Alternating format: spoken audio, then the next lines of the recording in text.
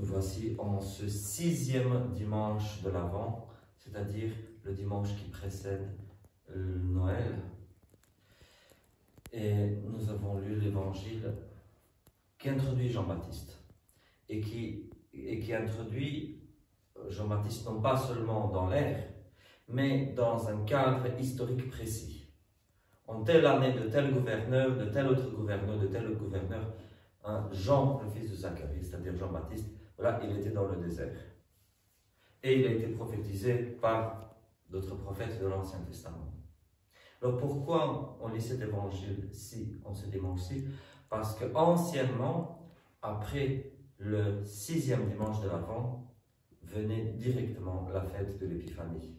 Donc, pour comprendre le baptême du Christ, puisque le baptême du Christ est l'un des 3 sujets de l'Épiphanie, pour comprendre le baptême du Christ, il y avait besoin qu'on nous situe le cadre de qui est ce Jean-Baptiste et quand ces choses-là ont eu lieu. Alors, ce qui est intéressant, c'est de voir que Jésus vient, se manifeste dans le temps. Bien sûr, Jésus est la 2e personne de la Trinité, il est Dieu, né de Dieu avant toute éternité, avant l'espace et le temps. C'est-à-dire qu'il naît du Père avant toute éternité, c'est-à-dire en dehors de l'espace-temps. Mais il a décidé d'entrer dans le temps, dans notre espace. Et en entrant dans notre temps et dans notre espace, c'est pour ça que l'auteur de l'Évangile, selon saint Luc, nous donne un cadre historique. Dieu, malgré qu'il est au-delà de l'espace-temps, décide d'entrer dans l'histoire, comme nous, pour faire partie de notre histoire. Et après sa résurrection, il va monter au ciel, il retourne en dehors de l'espace-temps. Mais la différence, c'est qu'il retourne avec le corps humain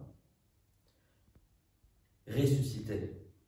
Donc, il introduit dans l'éternité l'humanité. Voilà, c'est tout ce que j'ai à vous dire pour aujourd'hui. Donc, après, nous allons, dans 2 jours, nous arriverons à la veille de Noël. Et après, on va dire les 12 jours de Noël, nous arriverons à l'Épiphanie. Donc, on retourne à ce thème du baptême du Christ dans 12 jours. C'est comme une parenthèse, parce qu'on a introduit la fête de Noël entre-temps, mais on va dire que tout ce temps de l'Avent que nous avons passé, maintenant nous avons les 6 bougies allumées, ces 6 semaines nous ont non seulement permis de fêter le retour du Christ dans la gloire, mais aussi de nous préparer à sa manifestation,